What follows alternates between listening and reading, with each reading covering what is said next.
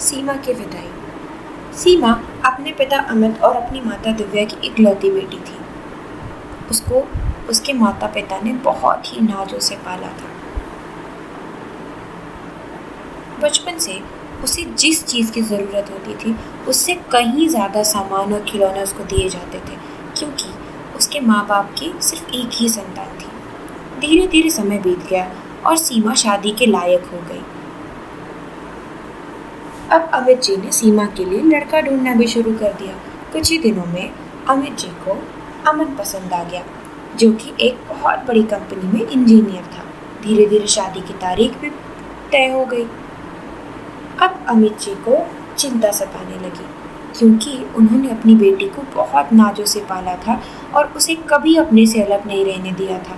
यहाँ तक कि पढ़ाई और कॉलेज के समय भी उन्होंने अपनी बेटी को हॉस्टल में नहीं जाने दिया। उन्होंने अपने ही शहर के कॉलेज में उसका दाखिला कराया था और घर से ही आने जाने की अनुमति दी थी, ताकि उनकी बेटी उनसे दूर ना हो। अब जब उनको ये याद आता था कि अब शादी के बाद उनकी बेटी उनकी नहीं रहेगी, अपने ससुराल चली जाएगी, ये सोच सोच के वो बहुत परेशान होते थे। एक दिन उनकी पत्नी दिव्या ने उनसे पूछा, क्यों जी, आप दिन रात कौन सी चिंता में पड़े रहते हैं? न खाते हैं न पीते हैं, बस परेशान दिखते रहते हैं। क्या बात है? कौन सी चिंता आपको इतना सता रही है? देखो ना, इतनी नाजों से बड़ा किया है मैंने अपनी बेटी को, अब वो ससुराल चली जाएगी, हमारा दिन कैसे बीतेगा? आज तक तो मैंने उसे अपने से कभी दूर नहीं जाने दिया। यहाँ तक कि पढ़ाई भी उसे अपने ही शहर में कराई, ताकि उसे दूर हॉस्टल में ना रहना पड़े। अब वह मुझसे दूर ससुराल में कैसे रहेगी? अरे, ये तो विधान है। लड़कियां तो ससुराल जाती ही हैं, उनको जाना ही पड़ता है। आप इस बात को लेकर परेशान मत होइए। लेकिन अमित जी को समझ नहीं आता। वह दिन रात चिंता में पड़े रहते हैं और धीरे धीरे उनकी तबीयत बहुत खराब रहने लगती है। उनको बुखार आने लगता है। एक दिन सीमा अपने माता पिता के कमरे में आती है तो क्या देखती है? पिता बुखार से तड़प रहे हैं।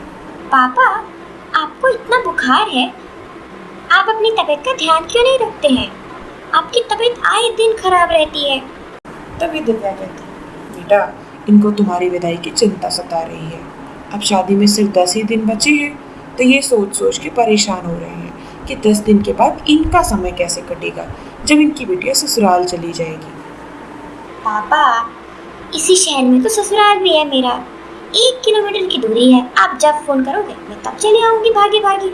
आप क्यों परेशान होते हो? चैनल को सब्सक्राइब करना ना भूले। अरे बेटा, आने में और हमेशा यही रहने में फर्क होता है। मैं चाहता हूँ कि तुम अमन से बात कर लो। अगर वो यहाँ रहने के लिए तैयार हो जाए तो फिर मैं, तुम्हारी माँ और तुम्हारा पति एक साथ एक घर में खुशी खुशी रहेंगे। फिर बाप बेटी को कोई अलग नहीं करेगा। पापा, मुझे नहीं लगता अमन इस बात के लिए तैयार होगा, पर मैं उससे बात करती हूँ। अगले दिन सीमा अमन से मिलने एक कैफे जाती है। दोनों बैठ के बात कर रहे होते हैं, तभी सीमा अपने पिता की इच्छा अमन को बताती है। अमन, तुम्हें तो पता है ना, पापा मुझे कितना मानते हैं। वो इस बात से इतना परेशान हो गए हैं कि मेरी विदाई हो जाएगी। उनकी आए दिन तबीयत खराब रहती है, रोज़ बुखार हो जाता है। अब 2 हार्ट की गोलियां भी खाने लगे। मैं अपने पापा की हेल्थ के साथ ऐसे कॉम्प्रोमाइज़ नहीं कर सकती। मैं विदाई नहीं करूँगी अपना, मैं अपने ही घर रहूँगी। क्या तुम मेरा साथ देने के लिए मेरे घर आके रहोगे? पर सीमा, ऐसा थोड़ी होता है। शादी के बाद तो हर लड़की अपने ससुराल जाती है। और मेरे माँ बाप का क्या होगा? मुझे पता है अमन, लेकिन मेरे पापा थोड़े अलग हैं। उनको मेरी विदाई से बहुत दिक्कत होगी। मैं नहीं चाहती उनकी तबीयत अब और ख़राब हो। ठीक है, कोई परेशानी नहीं होगी, मेरे पास एक आइडिया है। इतना कहकर अमन सीमा के कान में अपना पूरा प्लान बताता है। सीमा घर आती है और अपनी माँ को पूरा प्लान बता देती है, पर पिता से वो लोग कुछ भी नहीं बताते। धीरे धीरे शादी का समय आ जाता है और शादी भी हो जाती है। जैसे ही सुबह विदाई का वक्त होता है, अमित जी एक कोने में बैठकर जोर जोर से रोने लगते हैं। तभी वहाँ पर सीमा आती है। पापा, क्यों रो रहे हैं आप? अमित जी अपना सिर ऊपर उठाते हैं तो देखते हैं ये क्या, सीमा तो दुल्हन के कपड़ों में है ही नहीं। वो तो रोज की तरह सूट सलवार पहनकर खड़ी है। सीमा बेटा, तुम ससुराल नहीं जा रही हो? अरे वाह, मैं तो यही चाहता था। अमन मान गया यहाँ पे रहने के लिए? तभी वहाँ पर दिव्या आ जाती है। अमन माना नहीं है, लेकिन आपकी बिटिया की विदाई भी नहीं हो रही है, आप चिंता मत करिए। और एक और अच्छी खबर है, आपकी बिटिया की जॉब लग गई है बहुत बड़ी कंपनी में, तो अब यही रहेगी वह, लेकिन रोज जॉब करने के लिए शहर जाया करेगी। हाँ हाँ, मुझे इस बात से कोई परेशानी नहीं है। तुम जॉब करो, घूमो फिरो अपने पति के साथ, लेकिन यहीं पे रहो। मैं बस इतना ही चाहता हूँ। और अमन को भी धीरे धीरे मना लो कि वह यहीं पे आके रहने लगे। ठीक है पापा, पर अभी आज अमन के साथ मैं डिनर पे जा रही हूँ, शाम को वापस आ जाऊंगी। हाँ हाँ बेटा, जाओ, शादी की है तुम्हारी मैंने, तुम जहाँ चाहो वहाँ जा सकती हो। इस तरह सीमा अपने घर से निकलकर अपने ससुराल आ जाती है, जहाँ पे अमन उसका इंतजार कर रहा हो। देखा ना सीमा, कितनी अनोखी तरीके से विदाई हुई तुम्हारी।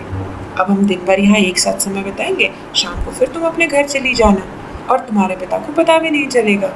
इस तरह से धीरे धीरे जॉब के बहाने सुबह तुम आ जाया करना घर और शाम को वापस अपने मायके चली जाना। धीरे धीरे तुम्हारे पिता को आदत भी लग जाएगी कि बिटिया घर से बाहर रहेगी। हाँ, सही कहते हो। धीरे धीरे पापा इस बात को नॉर्मल एक्सेप्ट करने लगेंगे कि मैं पूरा दिन घर पे नहीं रहती हूँ, और फिर इस तरह वो मेरी विदाई भी एक्सेप्ट कर लेंगे। बिल्कुल। ऐसे ही 6 महीने बीत जाते हैं। दिव्या रोज सुबह अपने घर से जॉब का बहाना बनाकर निकलती और अपने ससुराल आ जाती। पूरा दिन ससुराल में सबकी सेवा करती और शाम को वापस अपने मायके चली जाती। 6 महीने ऐसे ही करते करते सीमा के पिता अमित जी को भी सीमा की रोज घर पे ना रहने की आदत पड़ने लगी थी, और फिर अपनी पत्नी दिव्या के समझाने पर उन्होंने इस बात को भी स्वीकार कर लिया, लड़की का असली घर उसका ससुराल ही होता है। चैनल को सब्सक्राइब करना ना भूले।